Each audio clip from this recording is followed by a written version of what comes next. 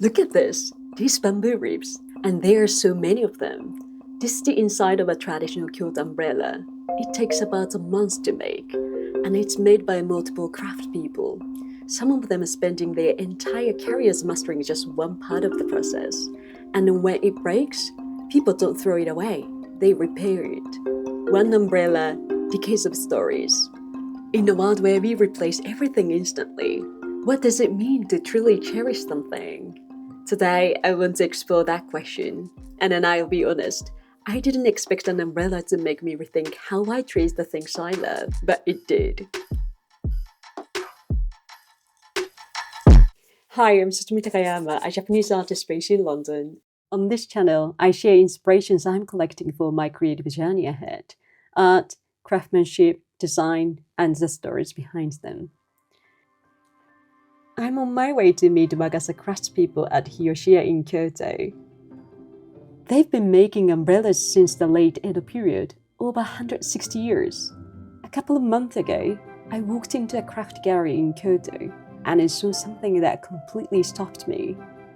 A large lampshade made with flash paper. The light coming through it was soft, warm, delicate, and somehow really striking. I wanted to know who made this. And when I found out it was made by traditional Japanese umbrella craftspeople right here in Kyoto, I knew I had to meet them.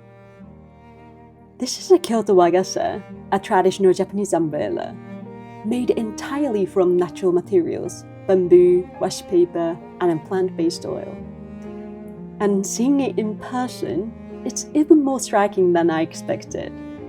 The craftsmanship up close, the precision of each rib, the warmth of the natural wood. Honestly, it's extraordinary. It's almost too delicate to touch. And listening to her, I started to understand something about beauty, about time, and about what it means to really cherish something. The first thing I noticed was this. Some beautiful things demand attention right away, but this is different. This is the kind of beauty that makes you slow down. It makes you really look. Because if you rush past it, you miss it entirely. The grain of each bamboo rib, the way they all come together at the center. We get so busy day to day that we end up walking past beauty like this all the time. And I'm definitely guilty of that too. But looking up at those bamboo ribs, it was genuinely breathtaking. なんか繊細なところ、やっぱり繊細和紙と自然素材でできているので、丁寧に扱ってあげないと、やっぱりすぐに壊れてしまったり腐ってしまったりするので、そうなんか脆さみたいなのも素敵だったりします。そうですね。よりなのでそういう大事にしようってなる。What a beautiful way to think about it. Fragility isn't a flaw.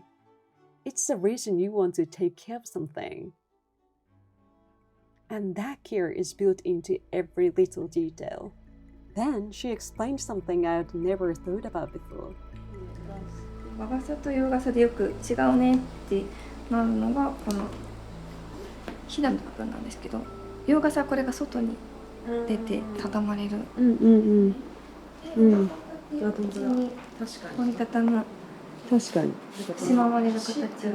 硬い部分が内側か外側。はいはい、そうなんです。でこうなるので濡れた部分がしまわれる形になるんですよ。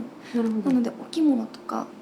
そういうことですね。そうです。あんまり頻度高くお洗濯できなかったりとかもしますので、こういう風に持ってちゃんと利便性を考えられる設計されてるんですね。濡れないように。洋傘だとね、こう出てるので、こう水がこちら側に行ってしまったりとかもするんですけど、こういう風に下に落ちるような設計になっている。京都、路地が細かったりとかするので、傘を使った後に干すときにちょっと一段下げて干せたりとか、細い道通るときにちょっと小さくして人とすれ違うことができたりとか、ちょっと気遣い。はい。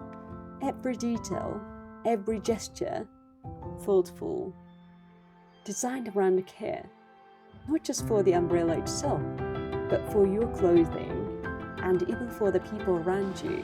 で、京都の人たちって割と、シンプルイズベストじゃないですけど、割と洗練されたものを好むことが昔から多くて、で茶道とか華道とかに現れているようにバーって装飾していくんじゃなくて、わびさびの心の余分なものをそり落として、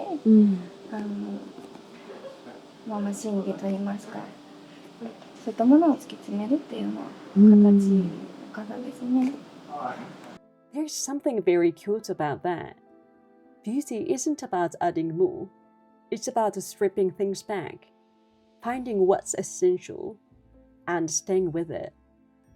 You see it in Japanese gardens, in the flower arrangement, and now I see it in Wagasa too. And that brings me to the third lesson. When you have something this beautiful, something you've actually taken time to notice, you don't want to let it go. You want to live with it. You want to feel how it sits in your hand after a year, how the materials settle, how it becomes yours. And that's why, even 10 years later, people still bring these umbrellas back to be repaired. And then I realized that there is a beauty in using something for that long. これ一枠一枠剥がすことができるんですね。あ、そうなんですか。これ全部つながってるわけじゃないですね。つながってるんですけれども、修理するときはここが破れましたとなると、この一コマをなるほどなるほど。張り替えることができます。でもしもこういうふうにここの竹丸の一部が悪くなってましたっていうことであれば、全部一度ほどいて、この一本だけ差し替えてつなぎ合わせて、もう一度傘を作り直すこともできるんです。なのでお客様が大切にされているものっていうのを長く使っていただくために、いろんなその最適な修繕方法をご提案させていただいて、ちょっと長く使えるようにお手伝いさせていただいているっていう感じですね。What they cherish. And it made me think not just about umbrellas. How often do we, living in a fast-moving world, replace instead of repair? Something stops working the way we hoped, and we just move on. A relationship gets difficult, and we walk away. A habit we can't maintain, and we give it up entirely. But what if some things are worth repairing? What if the act of the repair itself, whether it's an object, a relationship, or even a part of yourself, is what creates real depth? Because a repaired umbrella isn't weaker than a new one. It carries something more. Time, care, history. The story of someone who chooses to stay with it.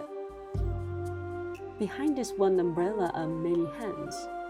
Craftspeople who spent their lives mastering one small part of this process. これ全部手で作ってるんですね。そうなんですよ。でこれよく見てもらったら、ここに穴が開いてるのがわかります。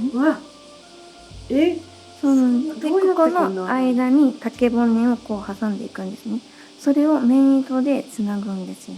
もうこれを作れる職人さんって岐阜県に1軒しかない状況にまでなっているっていう結構希少な部品になるんです。When you know that, the umbrella holds something more than just its physical beauty. It holds time. It holds craft. It holds the dedication of people you never meet. And that's worth cherishing. But wagasa are rarely used in daily life anymore.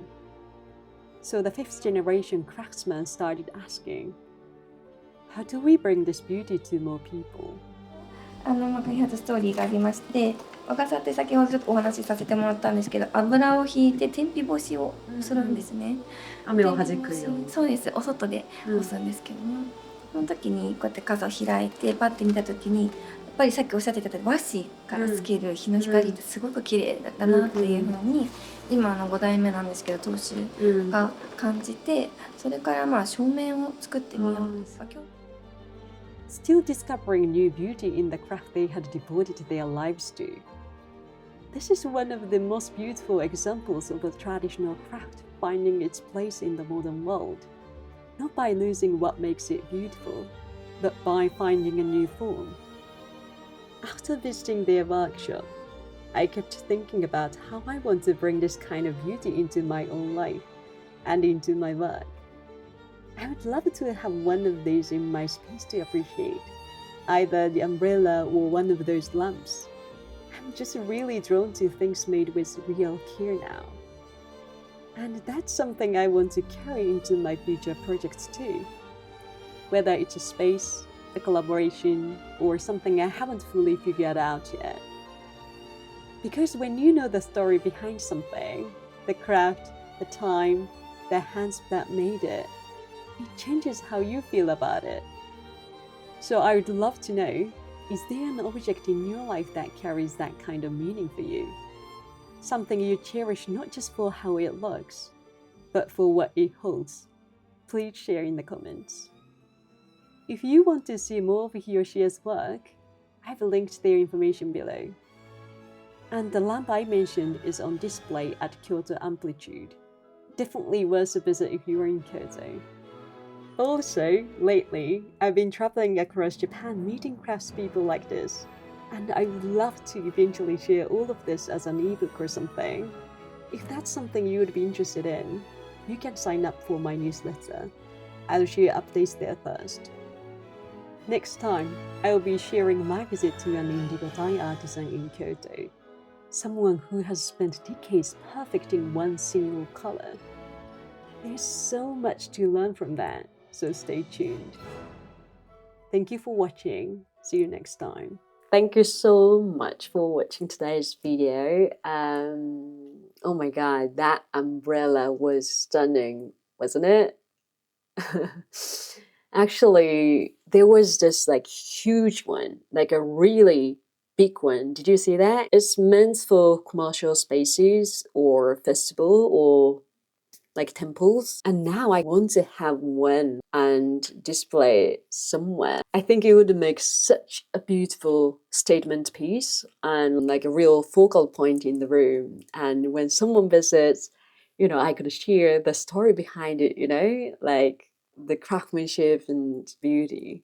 And I think that would be really special. And I just wanted to give you a bit of an update on what I have been up to. Since last year, I've been helping friends who run luxury travel agencies in Japan. I take people from, other countries to meet craftspeople, visit cultural sites, all the things I've been learning about and exploring myself. It's such a good way to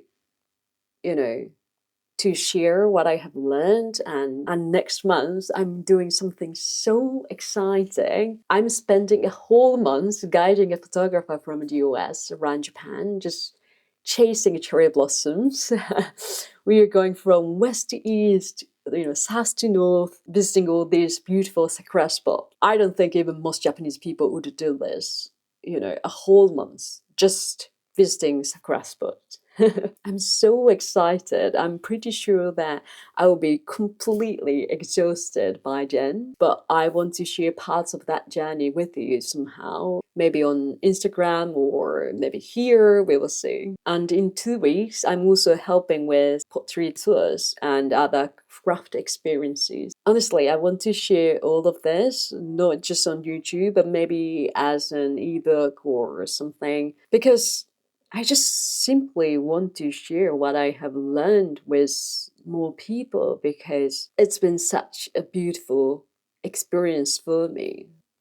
Yeah, and then actually speaking of ebooks, I'm almost finished with one about my time in the south of France. I was there for 2 months and it took me forever to complete, but it's nearly ready finally. So if you're planning to visit the south of France, or if you just want to read about my experience or how I travel, where I find inspiration, I think you will probably enjoy it. I will announce it on my newsletter once it's done, so please do subscribe if you haven't already. And anyway, thank you so much for being here, and thank you so much for your warm comments as always, and as usual, please talk to each other in the comments. I don't want this channel to be just me talking one way. I want you all to share with each other, learn from each other, because I can't always reply to every comment, but I do read them. And then I love seeing conversations happen. So if you see a comment that resonates with you, please reply and then share your own experiences too, because that's a kind of community I want to create here. Yeah, so all right, so I will see you in the next video. Take care.